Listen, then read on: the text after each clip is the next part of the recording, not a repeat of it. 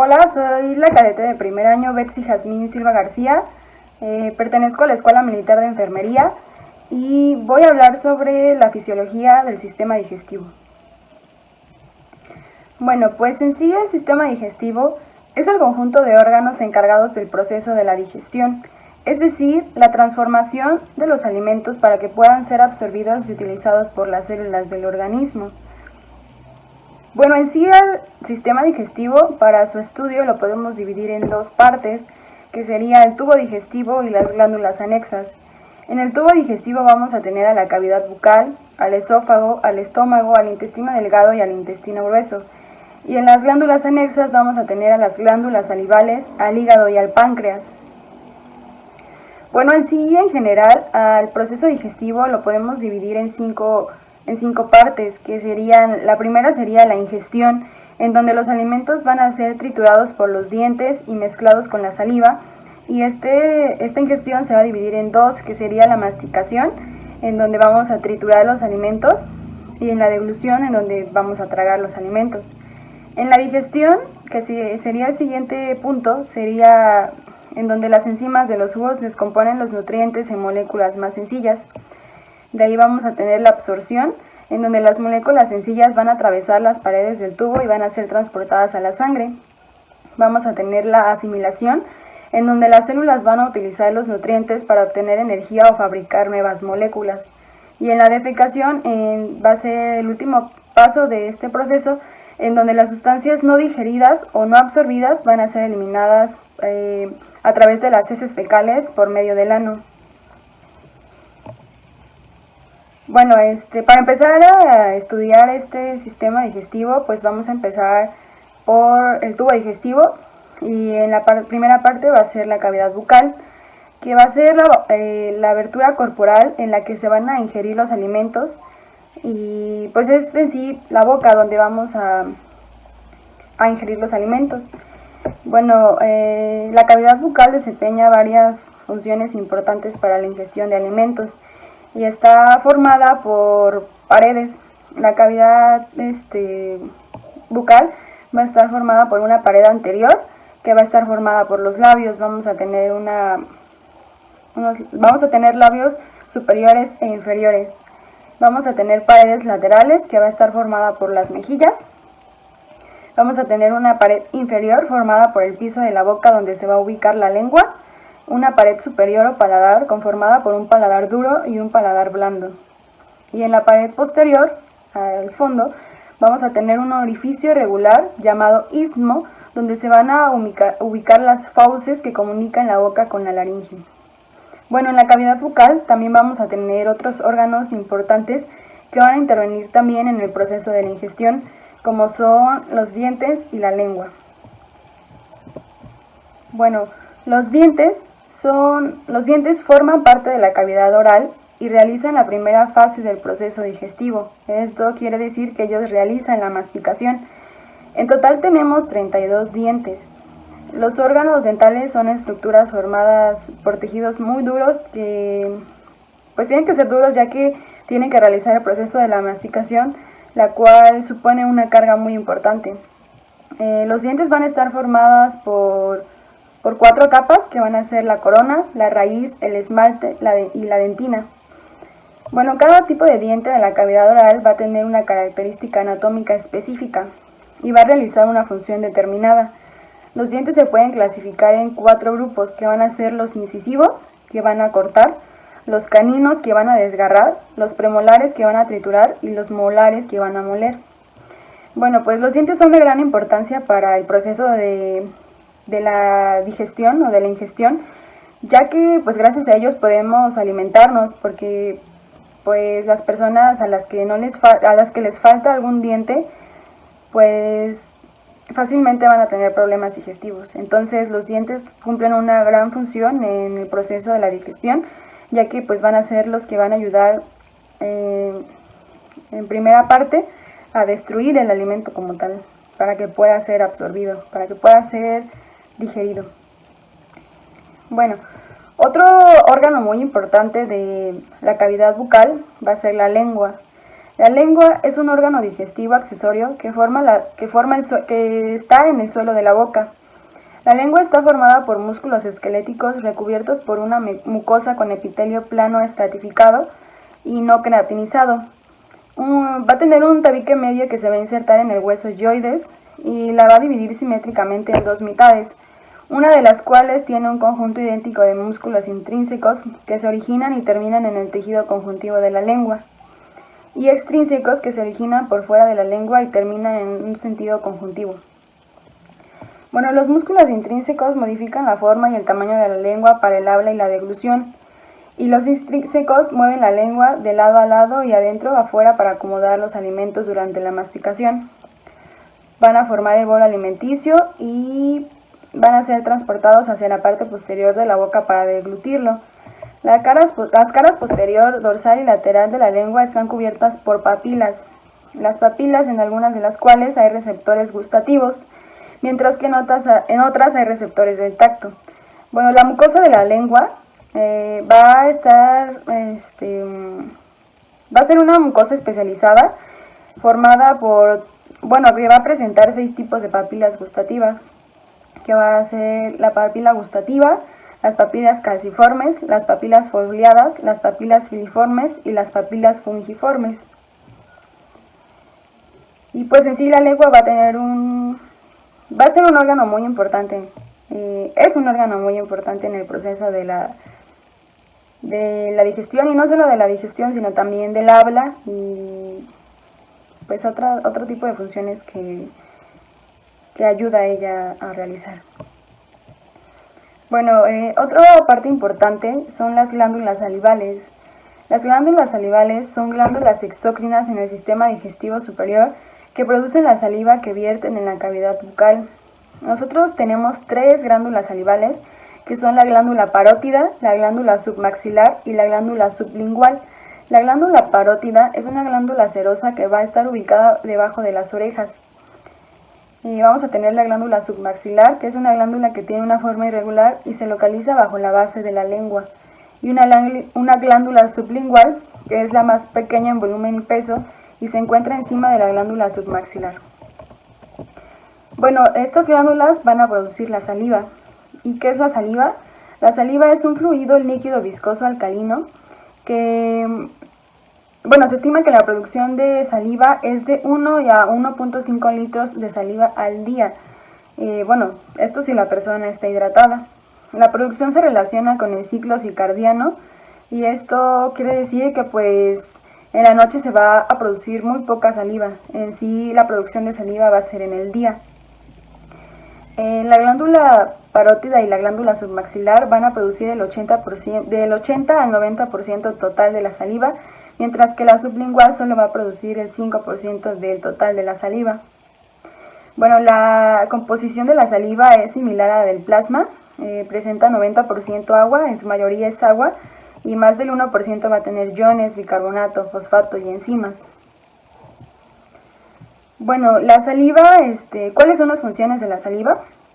Bueno, la saliva tiene muchas funciones, y entre ellas vamos a tener que va a mantener el pH neutro, es decir, a 7.4, y esta capacidad va a tener una capacidad tamponadora del medio que va a ayudar a neutralizar el medio ácido producido tras las comidas y va a evitar la desmineralización del esmalte dental y la acumulación del sarro que se produce con un pH básico. En sí, pues va a ayudar a mantener el pH para que pues también tengamos la boca limpia.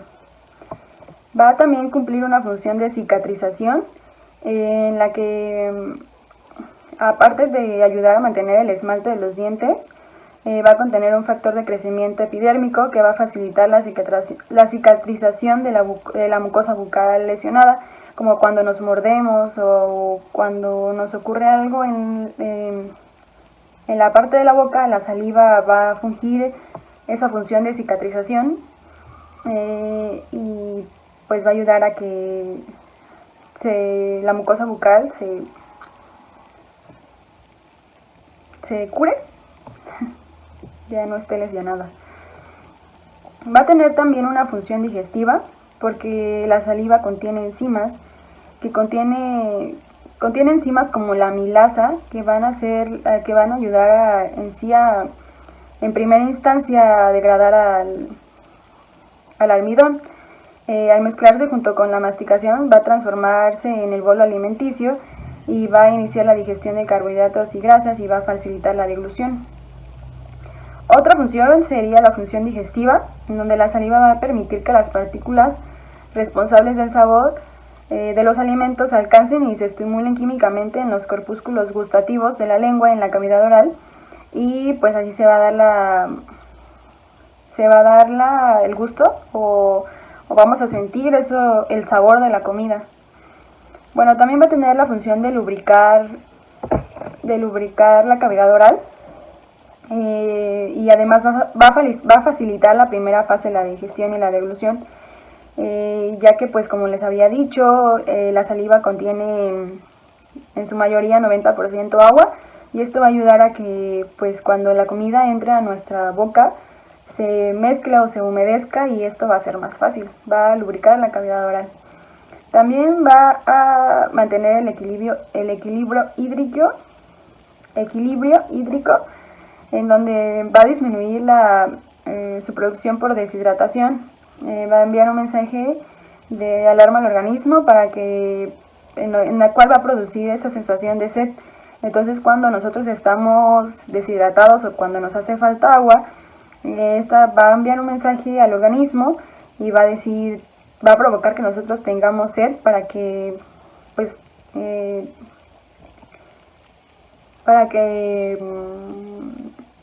consumamos agua y así pues ya no estemos deshidratados. Otra función de la saliva es de la protección. La saliva, por su composición enzimática, va a contener especialmente la lisozima y a las inmunoglobulinas A, y va a tener también a las proteínas como la muramidasa y la lactoferrina, que defiende la cavidad oral de la infección bacteriana. En sí, la saliva cumple muchas funciones y tiene una gran importancia en el proceso de la digestión. Bueno, ya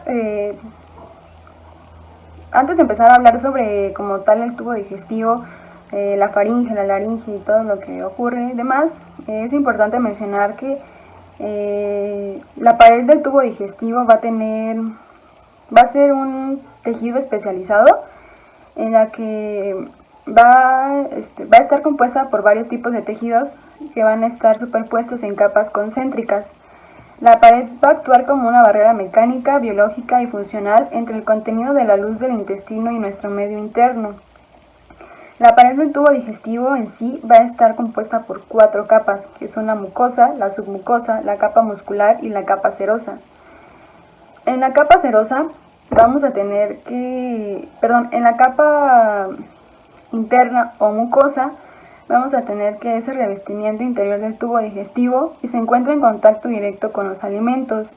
Está compuesta por una capa de epitelio, una capa de tejido conjuntivo que se llama lámina propia y una capa fina de músculo liso donde pueden existir glándulas que secretan diferentes sustancias hacia la luz. La siguiente capa, que sería la capa submucosa, se encuentra debajo de la mucosa y está compuesta de tejido conectivo. Contiene vasos sanguíneos, glándulas y nervios que forman el plexo de Meissner, que es un componente del sistema nervioso entérico, y va a tener la función de controlar la motilidad de la mucosa y la función secretora de las glándulas. La siguiente capa, que sería la capa muscular externa, va a estar compuesta por una capa circular interna y otra longitudinal externa de músculo liso. Esta capa muscular tiene a su cargo los movimientos peristálticos que desplazan el contenido de la luz a lo largo del tubo digestivo.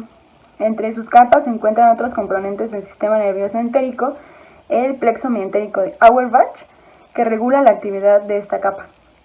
Y por último vamos a tener a la capa serosa o la capa adventicia, que se denomina según la región del tubo digestivo que reviste, como serosa si es intraperitoneal o adventicia si es retroperitoneal.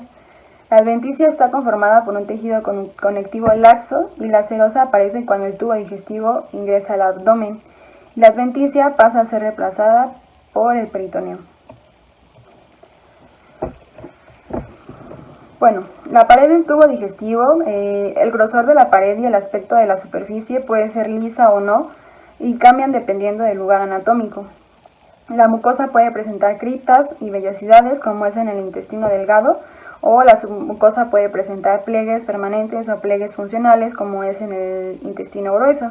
En sí, la pared del tubo digestivo va a variar dependiendo en si es el intestino delgado, el intestino grueso, si es el estómago, pero en sí va a estar formado por 4 capas. Bueno, también es importante mencionar que nosotros en nuestro sistema digestivo contamos con un sistema nervioso propio, que se va a ser el sistema nervioso entérico. El sistema nervioso entérico es una subdivisión del sistema nervioso autónomo, que se encarga de controlar directamente el aparato digestivo y advierte sobre el hambre y la saciedad, evita que con los alimentos entren en el cuerpo sustancias invasoras y dañinas y se encuentra en las envolturas que revisten al esófago, al estómago, al intestino delgado y al colon. Las neuronas del sistema nervioso entérico se van a recoger en 2 tipos de ganglios, que van a ser el plexo mientérico y los plexos submucosos. En los plexos submucosos, o el plexo de Meissner, va a ser una red continua desde el esófago hasta el esfínter anal externo localizado en la submucosa. Se va a encargar de la regulación de la secreción de hormonas, enzimas y todo tipo de sustancias secretada por las diferentes glándulas que se encuentran a lo largo del tubo digestivo. Va a presentar pocas neuronas y de tipo estimuladoras. Y también vamos a tener al plexo mientérico o de Auerbach, que se encuentra entre las capas musculares circular y longitudinal del intestino. Se encuentran menos en el esófago y en el estómago, pero se encuentran abundantemente en el intestino y escasos al final del canal anal. Es el encargado de los movimientos intrínsecos gastrointestinales. Bueno, pues la faringe tiene una forma de tubo, va a estar situada en el cuello y revestido de membrana mucosa. Va a conectar la cavidad bucal y las fosas nasales con el esófago y la laringe y por ella pasa tanto el aire como los alimentos. Este órgano va a formar parte del aparato digestivo y también del aparato respiratorio. Ambas vías van a quedar separadas por la epiglotis, que va a actuar como una válvula que cuando pase el alimento se va a cerrar para que el alimento pues no vaya a pasar a las vías respiratorias. La faringe se va a dividir en 3 partes, que son la nasofaringe, la orofaringe y la laringofaringe. Bueno, pues el esófago. El esófago es un conducto que se extiende desde la faringe y hasta el estómago. El esófago empieza en el cuello, atraviesa todo el tórax y pasa al abdomen a través del orificio esofágico del diafragma. Habitualmente es una cavidad virtual, ya que sus paredes se encuentran unidas y solo se abren cuando pasa el bolo alimenticio. El esófago alcanza a medir unos 25 centímetros y tiene una estructura formada por 2 capas de músculos que permiten la contracción y la relajación en sentido descendente del esófago. Estas ondas van a recibir el nombre de movimientos peristálticos y son las que provocan el avance del alimento hacia el estómago. Va a tener 2 esfínteres. En la parte superior del esófago va a existir un esfínter faringoesofágico entre la faringe y el esófago, que permanece cerrado entre la deglución y por tanto impide que el aire entre en el esófago durante la inspiración, y en su extremo interior tenemos al esfínter gastroesofágico entre el esófago y el estómago, y la función principal de este esfínter es impedir el reflujo del contenido gástrico hacia el esófago, ya que pues este contenido es muy ácido y rico en enzimas proteolíticos y puede dañar la mucosa esofágica, que no es capaz de resistir la agresión y se va a provocar una úlcera de esofagitis por reflujo. Bueno, pues hasta aquí tenemos el proceso de la deglución, y pues que como ya sabemos vamos a introducir los alimentos a la boca, se van a masticar, van a pasar por la faringe, por la laringe, por el esófago, y pues el proceso de la deglución lo podemos así como en tal dividir en 3 partes, que sería la fase oral voluntaria, en donde la lengua va a comprimir el bolo contra el paladar y lo va a empujar hacia atrás. La fase faríngea involuntaria, en donde el paladar blando se eleva y cierra la cavidad nasal, la epiglotis desciende y cierra la tráquea y se inicia un movimiento peristáltico que impulsa el bolo por la faringe. Y vamos a tener la fase esofágica involuntaria, en donde el bolo es empujado por las contracciones peristálticas y ayudado por la gravedad. Y de ahí el bolo pues va a llegar al estómago. El estómago es un órgano en el que se acumula la comida. Varía de forma según el estado de represión, la cantidad de contenido de alimento presente que vaya a haber en la cantidad gástrica. Y habitualmente tiene una forma de J. Consta de varias partes que son fondus, cuerpo, antro y píloro. Su borde menos extenso se denomina curvatura menor y la otra curvatura mayor. El cardias es el límite entre el esófago y el estómago y el píloro es el límite entre el estómago y el intestino delgado. Va a ayudar al proceso de la digestión y es un reservorio temporal del bolo alimenticio. Se ubica en la porción superior de la cavidad abdominal. Su superficie externa es lisa, mientras que la interna presenta numerosos pliegues que van a favorecer la mezcla de los alimentos con los jugos digestivos. El bolo alimenticio se transforma en una papila llamada quimo y va a pasar de ser el bolo alimenticio a ser quimo, y el esfínter pilórico va a regular el vaciado gástrico. Bueno, en sí el estómago presenta 5 funciones importantes, que son una función motora, una función secretora, una función endocrina, una función inhibidora de población bacteriana y otra de defensa contra absorción de sustancias nocivas o agresoras. En la función motora vamos a tener función motora porque se van a llevar a cabo algunos movimientos, unos movimientos que van a ayudar a que se mezclen los alimentos con el ácido clorhídrico, con el moco y con las enzimas. Va a triturar y amasar los alimentos, reduciéndolos a partículas menores. Va a tener una diferenciación entre sólidos y líquidos. Y cuando esté listo el bolo alimenticio se va a iniciar el vaciamiento. Va a vaciar primero los sólidos y todos estos movimientos se van a llevar a cabo con contracciones coordinadas del antro, del píloro y del duodeno. Van a tener 3 ondas de contracción por minuto que se van a desplazar por una curvatura mayor, y las grasas disminuyen la actividad del vaciamiento gástrico. Esto quiere decir pues que cuando consumimos muchas grasas van a hacer que los movimientos sean menos, entonces las grasas van a disminuir la actividad del vaciamiento gástrico. Por esto es que nos tardamos más en digerir un alimento grasoso que cuando comemos algo sano, como verduras. Bueno, en la función secretora va a tener, el estómago va a producir varias células importantes, como son las células principales, que es el pepsinógeno, las células parietales, que sería el ácido clorhídrico, las células mucosas, en donde va a producir moco, bicarbonato, las células D, como la somatostatina, las células va a producir el factor intrínseco que va a ayudar a la absorción de la vitamina B12. En la función de inhibición de la población bacteriana, vamos a tener que la pepsina y el ácido clorhídrico van a actuar como protectores al disminuir la mayoría de las bacterias ingeridas con los alimentos. El pH ácido que el estómago tiene va a ser desfavorable para la supervivencia de las bacterias. Y pues aquí tenemos, por ejemplo, a la bacteria Helicobacter pylori, que es un tipo de bacteria que causa en su mayoría las infecciones en el estómago.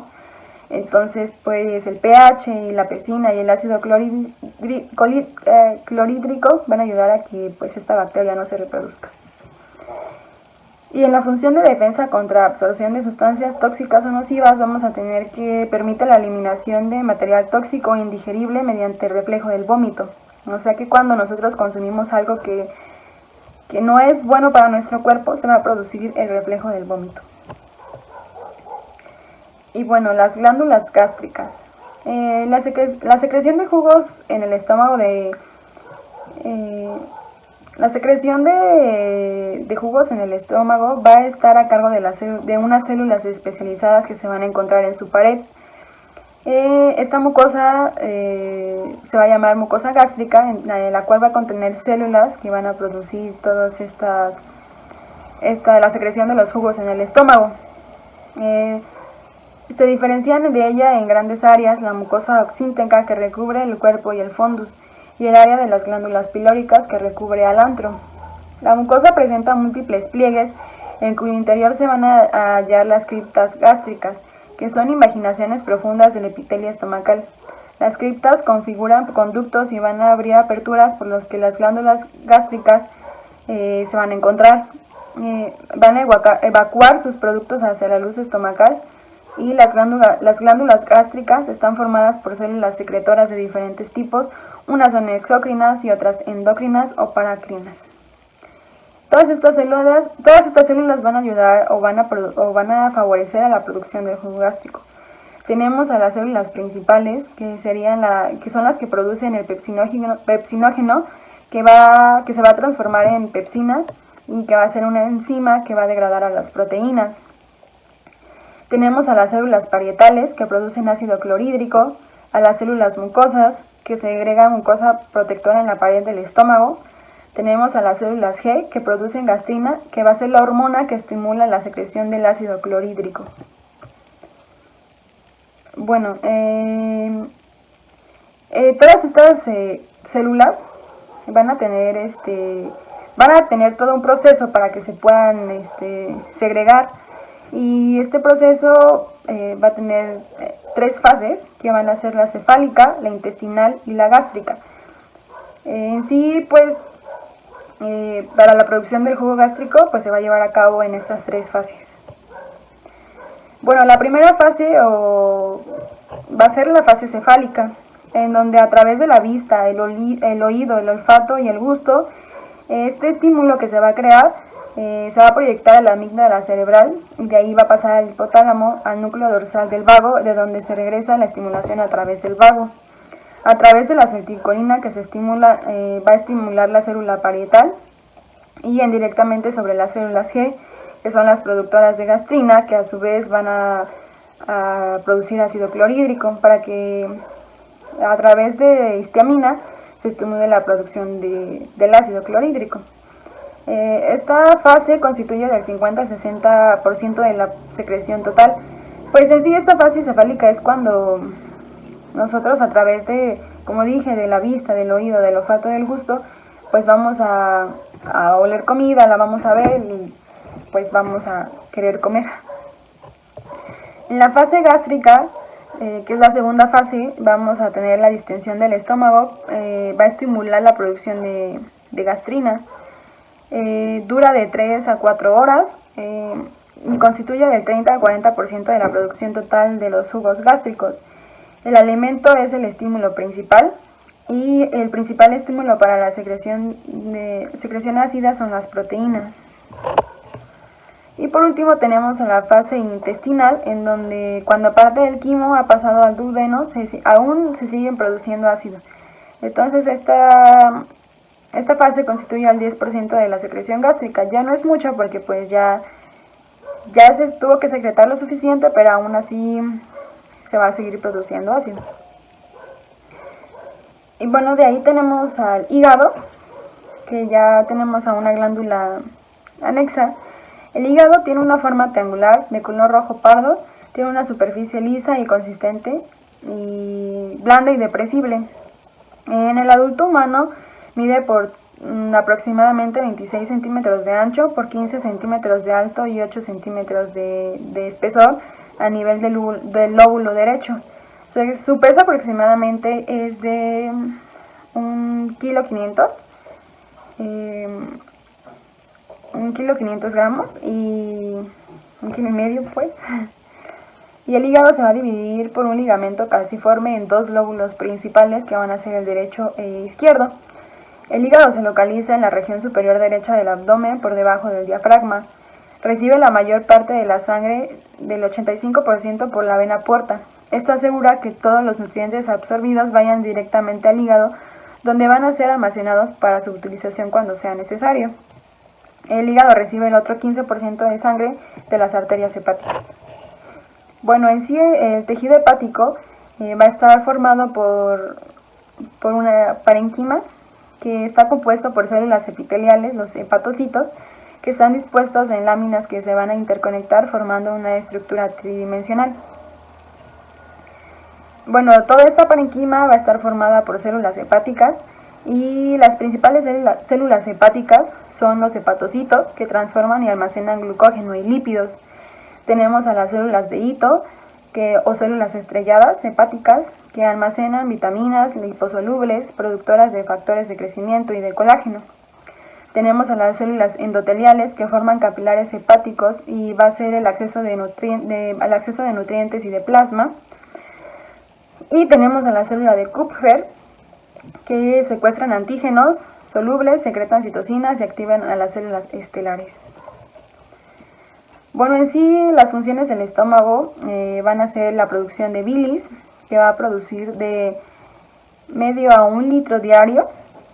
La bilis es necesaria para la digestión de los alimentos, contiene las sales biliares formadas por el hígado a partir del ácido glicólico y el ácido taurocólico, que a su vez se van a derivar de la molécula del colesterol. La bilis va a ser excretada hacia la vía biliar y se va a almacenar en la vesícula biliar, donde va a ser expulsada al duodeno cuando se ingieran alimentos. Gracias a la bilis es posible la absorción de las grasas contenidas en los alimentos.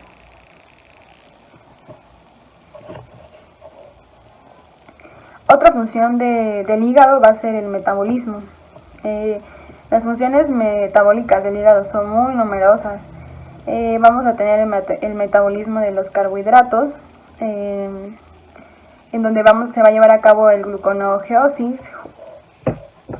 donde va a ser la transformación de la glucosa a partir de algunos aminoácidos como el lactato y el glicerol. Vamos a tener el metabolismo de los lípidos, que va a haber una síntesis de colesterol. El colesterol fabricado por el hígado es destinado a diferentes fines, forma parte de las membranas celulares y participa en la síntesis de ácidos biliares. Vamos a tener la producción de triglicéridos y va a haber una conversión de glúcidos y de proteínas en ácidos grasos.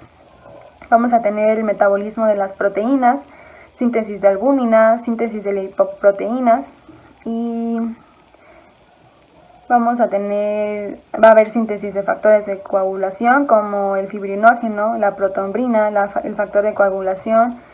Vamos a tener síntesis de aminoácidos no esenciales. Los aminoácidos son los constituyentes de todas las proteínas. El hígado solo puede sintetizar las no esenciales y las esenciales es preciso obtenerlos a partir de la dieta. Vamos a tener síntesis de enzimas que van a ser impredecibles para la transaminación, y vamos a tener síntesis de hormonas péptidas como la angiotensina y también va a tener una función inmunológica. En los sinusoides hepáticos existen un gran número de células de Kupffer, que son macrófagos residentes en el hígado, en el tejido hepático, que van a fagocitar a las bacterias y a los virus y a las macromoléculas extrañas del organismo. El hígado es el órgano que produce la mayor parte de proteínas que forman el sistema del complemento, el cual está formado por unas 18 glucoproteínas que se encuentran en el suero y se activan de forma secuencial en cascada. Este sistema juega un importante papel en la respuesta del sistema inmune. El hígado va a producir la proteína C reactiva, que va a ser reactante de fase cuya síntesis aumenta considerablemente los procesos antiinflamatorios.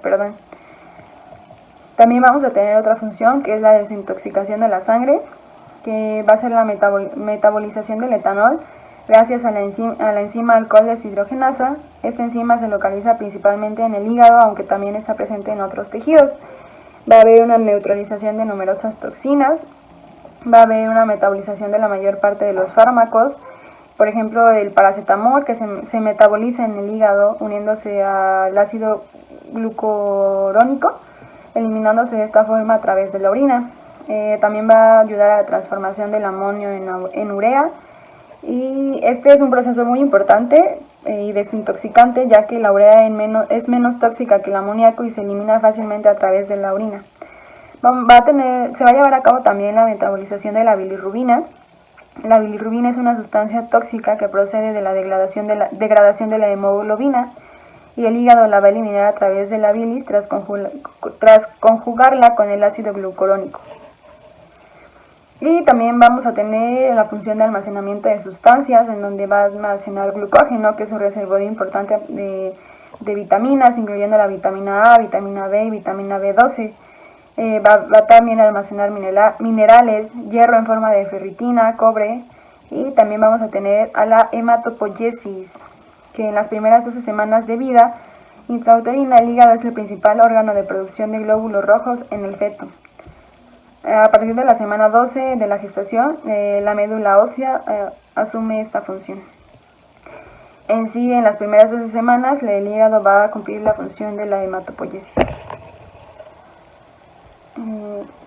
Bueno, tenemos también a la vesícula biliar. La vesícula biliar es una víscera hueca pequeña con forma de ovoide o pera, que va a tener un tamaño aproximado de entre 5 y 7 centímetros de diámetro. Se va a conectar con el intestino delgado a través del duodeno y por la vía biliar común o conducto colédoco. Su función va a ser la acumulación de bilis. Contiene un volumen de alrededor de 50 mililitros de bilis que va a liberar al duodeno a través de los conductos colédoco y va a entrar en él a través de la papila y de la ampolla de Vater. Está adherida a la superficie visceral del hígado. En sí, la función de la vesícula biliar va a ser almacenar y concentrar la bilis. Ya va a ser secretada por el hígado. Y pues sí, es su función principal, que va a ser almacenar la bilis. Bueno, pues, ¿qué es la bilis? La bilis es una secreción líquida amarillenta, amarronada o de color verde oliva y de sabor muy amargo, que va a ser producida por el hígado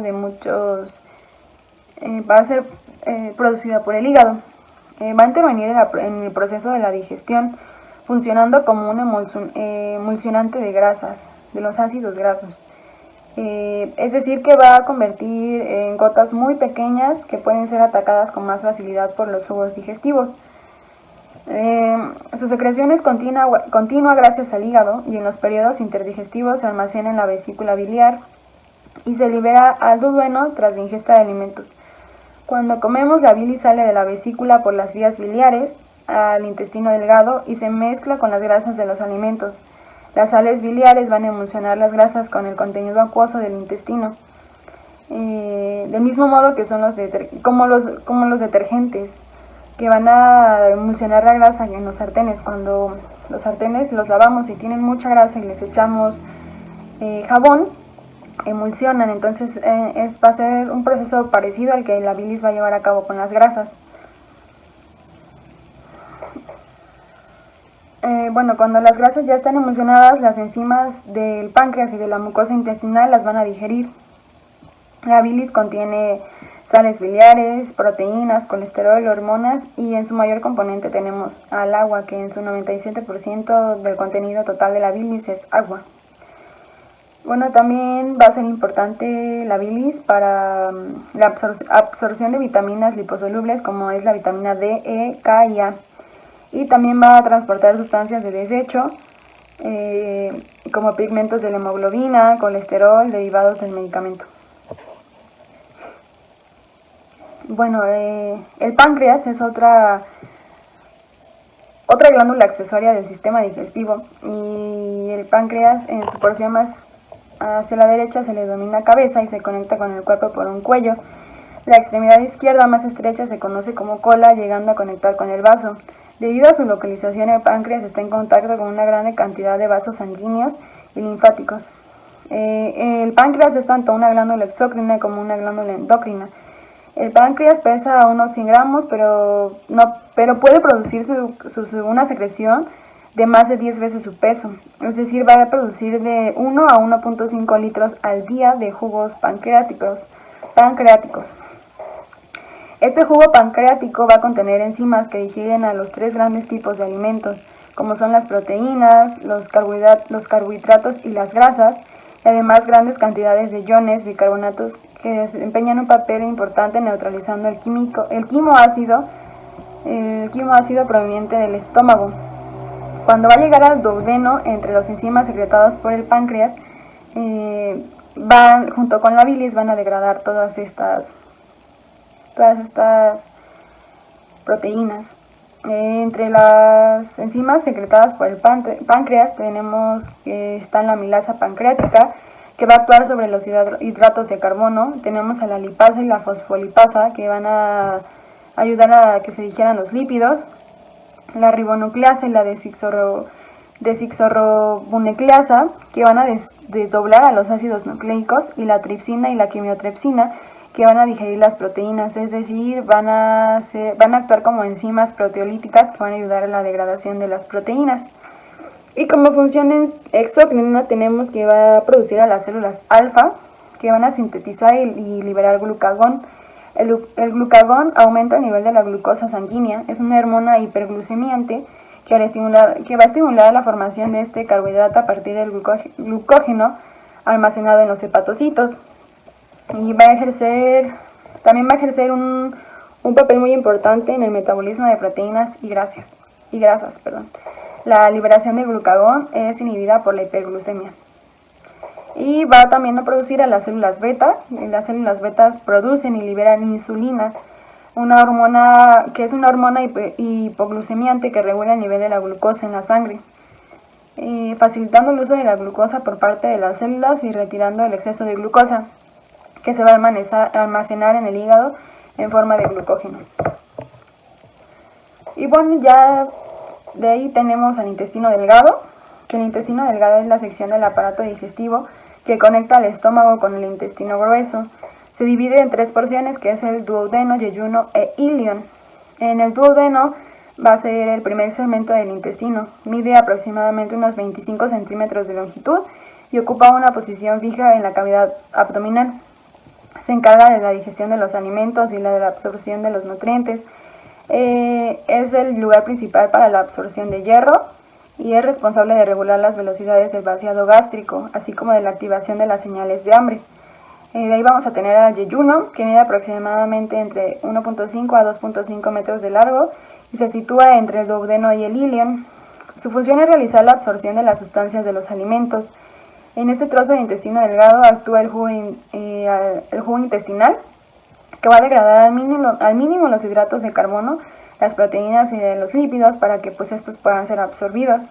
Y por último vamos a tener al ilion, que mide aproximadamente de unos 7.5 metros de largo y tiene un diámetro menor que el yeyuno. Su principal función es absorber los nutrientes como la vitamina B12 del quimo o de los alimentos ingeridos. El intestino delgado absorbe los nutrientes necesarios para el cuerpo. En el intestino delgado podemos encontrar dos esfínteres, que es el pilórico y el ileocecal, que lo comunican con el intestino grueso. Constituyen la mayor superficie de la mucosa del organismo. Su longitud oscila entre 3 y 7 metros dependiendo de numerosas variables, como es la talla del individuo.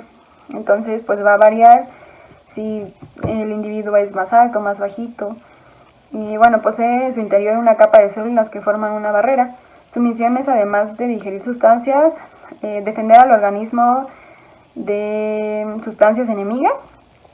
Y pues también el quimo, que se va a crear en el estómago, formado por el bolo alimenticio mezclado con el ácido clorhídrico, pepsinógeno y otras sustancias a partir de los movimientos peristálticos, se van a mezclar con las secreciones biliares y pancreáticas y van a pasar a todo esto va a ser llevado al duodeno y el tránsito alimenticio, que va a continuar por este tubo, a lo largo del cual se va a completar el proceso de la digestión, en donde el quimo va a ser transformado en kilo y se va a efectuar la absorción de sustancias útiles.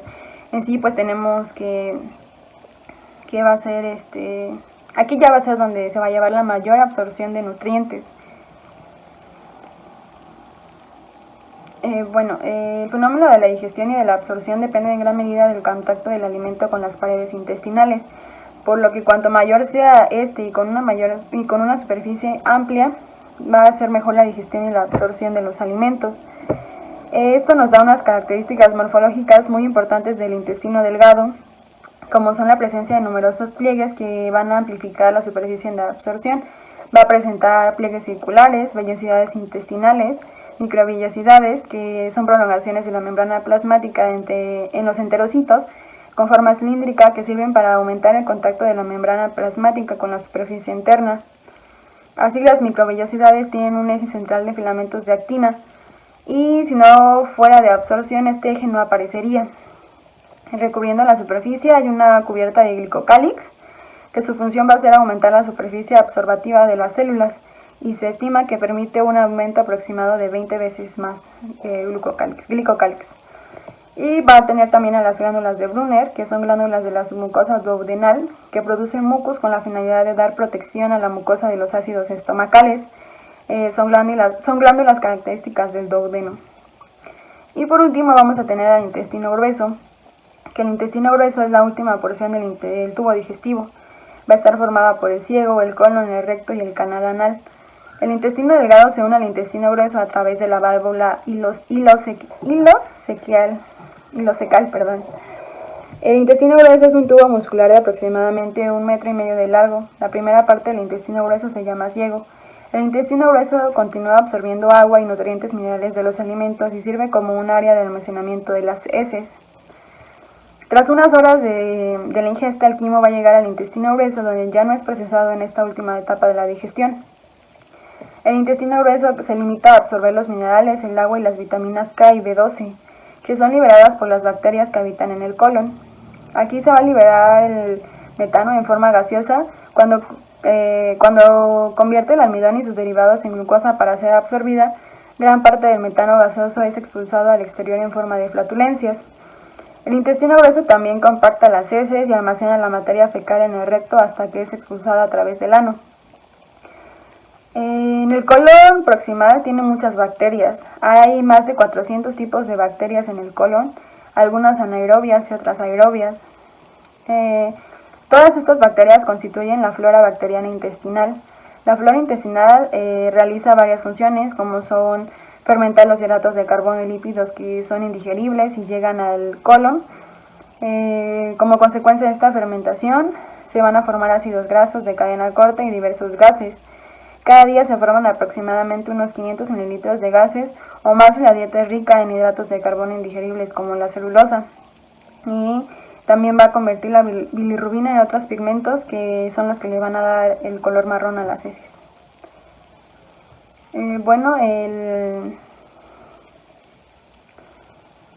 intestino grueso, como ya dije, va a ayudar a la absorción de las vitaminas K, las vitaminas B1, B2, B12, y pues, ¿qué más? Las heces están compuestas de 3/4 partes de agua y 1/4 parte de sustancias sólidas, que son bacterias muertas o restos de alimentos no digeribles, células intestinales muertas, mocos, etc. Su color se debe a un derivado de la bilirrubina que se llama estercobilina, y su olor